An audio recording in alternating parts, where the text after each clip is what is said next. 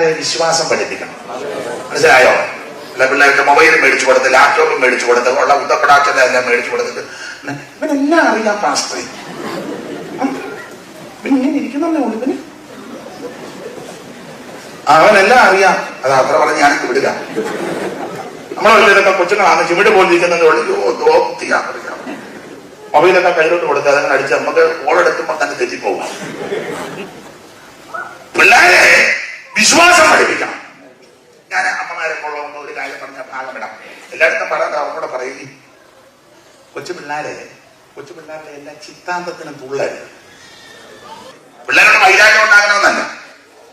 ഈ രോഗികളും പ്രായമുള്ളവരും വീട്ടിലുണ്ടാവും, എല്ലാം കഴിക്കാനൊക്കത്തില്ല.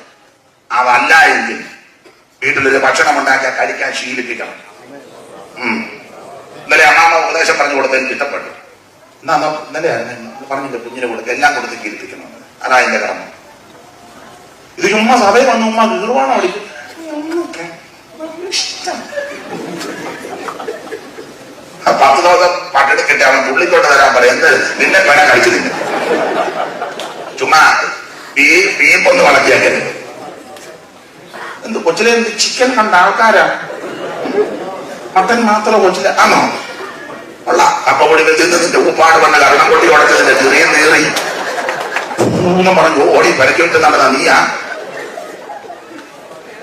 ചെറിയ ഡെപ്പും കീർവാണമൊക്കെ പറഞ്ഞു എന്നെ സൂക്ഷിച്ചു നോക്കുന്നത്. കുഞ്ഞുങ്ങളെ ഉപദേശവും വിശ്വാസവും പഠിപ്പിക്കണം. പൗലോസ് പറഞ്ഞിരിക്കുന്നത് 119 സങ്കീർത്തനമല്ല പിള്ളേരെ പഠിപ്പിക്കേണ്ടത്. പിള്ളേരെ പത്യോപദേശം പഠിപ്പിക്കണം.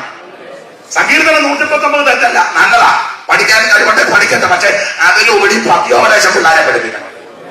119 സങ്കീർത്തനം പിള്ളേരെ പഠിപ്പിച്ച് PYPക്കും യൂത്ത് പ്രോഗ്രാമിന് സമ്മാനം മേടിക്കുന്ന നല്ല ക്രെഡിറ്റ്. പിള്ളേരെ പത്യോപദേശം പഠിപ്പിക്കണം. പിള്ളേരെ ഉപദേശം പഠിപ്പിക്കണം. എല്ലായിടത്തും പറയുന്ന കാര്യം ഒന്നുകൂടെ പറയാം. 8, 10, 12, 13 വയസ്സുള്ള പെൺപിള്ളേർക്ക് മൊബൈൽ മേടിച്ച് കൊടുക്കാതിരിക്കുന്നത് നല്ലതെന്നാണ് എന്റെ ഒരു അഭിപ്രായം. കൊച്ചു പെൺപിള്ളേർക്ക് മൊബൈൽ കൊടുക്കുമ്പം അമ്മമാര് ശ്രദ്ധിക്കണം. ഇവന്മാർക്ക് കോള് ചെയ്യുന്നത്, എത്ര നേരം ചെയ്യുന്നു, എപ്പോഴായിരിക്കും ഫോൺ വരുന്നത്, എത്ര നേരം സംസാരിക്കുന്നു, അതാരോടാന്നൊക്കെ അമ്മ ശ്രദ്ധിക്കണം. അമ്മയ്ക്ക് ഏത് സമയത്ത് മോടെ റൂമിൽ ചെല്ലാമല്ലോ. അപ്പന്മാർക്ക് ഒരു പരിമിതിയായ അതിന് പരിമിതികളുണ്ട്. അമ്മയ്ക്ക് ഏത് സമയത്തും ചെല്ലാം. അമ്മ ചെല്ലണം, അമ്മ എന്തിക്കണം. ആരെയാണ് വിളിച്ചത്? ഇന്നലെ ഈ സമയത്ത് നിനക്ക് കോള് വന്നല്ലേ, ഞാൻ ശ്രദ്ധിച്ചു. നീ ഏറെ സംസാരിച്ചിട്ടാകണം തുറന്നത്, ഞാൻ ഇന്നലെ ശ്രദ്ധിച്ചു. ഇവിടുത്തെ ഞാൻ ഇറങ്ങിയില്ല, ശ്രദ്ധിച്ചു. അപ്പൊ അവള് ചിലപ്പോ പറയും, മമ്മി അതെന്റെ ഫ്രണ്ടാണ്. ഏത് ഫ്രണ്ട്? അതെന്റെ ഫ്രണ്ട് കിസ്സിയ. എന്താണ് ചോദിച്ചിട്ട്? കിസ്സിയ അവള് മാത്തമാറ്റിക്സിന്റെ അവളൊരു മാത്തമാറ്റിക്സാ. കിസ്സിയ എവളോ ഒരു. അപ്പൊ അമ്മ പറയണം, ആ നമ്പർ ഞാൻ ഏത് കിസ്സിയാന്ന് നോക്കട്ടെ. അമ്മ ചോദിക്കണം, മേടിക്കണം, അന്വേഷിക്കണം. അല്ലാത്ത നോക്കുന്നത് അതുകൊണ്ടായി പറഞ്ഞു തരുന്നത്. അമ്മ എങ്ങനെ അന്വേഷിക്കണം? അമ്മയ്ക്ക് 2 കോളാ വന്നോടിക്കുന്നുണ്ട്. മഴ കോള് തന്നിട്ടുണ്ട്, മോണ കോള് തന്നിട്ടുണ്ട്. ഒരു വല്ലാത്ത ലോകത്തിലേക്കാണ് നമ്മൾ വന്നിരിക്കുന്നത്. ചില പിള്ളേരെ പരീക്ഷയ്ക്ക് മാർക്ക് കുറയ്ക്കോ തോക്കുവോ ഒക്കെ ചെയ്യുമ്പോ ചില അമ്മമാര് വിവരമില്ലാത്ത അമ്മമാര് ഞങ്ങളോടൊക്കെ പറയും, പാസ്റ്റർ അവന് വേണ്ടി പ്രാർത്ഥിക്കുന്നത് കരുതയാണോ ഇത്തരം പാറ്റിക്കൊണ്ടിരിക്കുന്നത്? ആണോ? പിള്ളേര് കരുതയല്ല, ദൈവം നമുക്ക് തന്ന കുഞ്ഞുങ്ങളാണ്. മക്കൾ അപവാദം അവകാശം ഉദരബലം ദൈവം തരും. ബുദ്ധി കൂടും അതൊക്കെ ദൈവത്തോട് അപേക്ഷിക്കണം, ദൈവം കൊടുക്കും.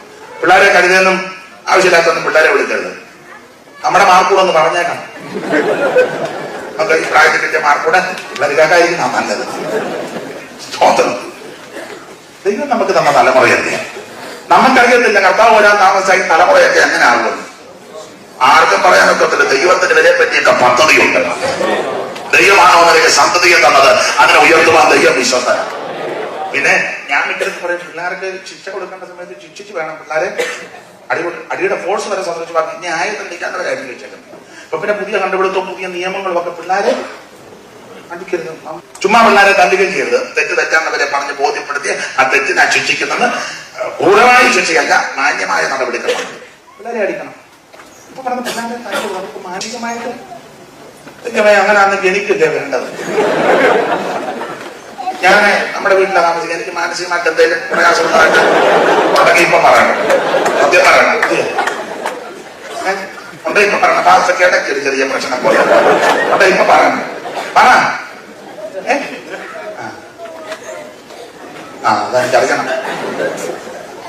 പിള്ളേരെ ശിക്ഷിക്കേണ്ട സമയത്ത് ശിക്ഷിക്കണം, ഉപദേശം കൊടുക്കേണ്ട സമയത്ത് ഉപദേശം കൊടുക്കണം.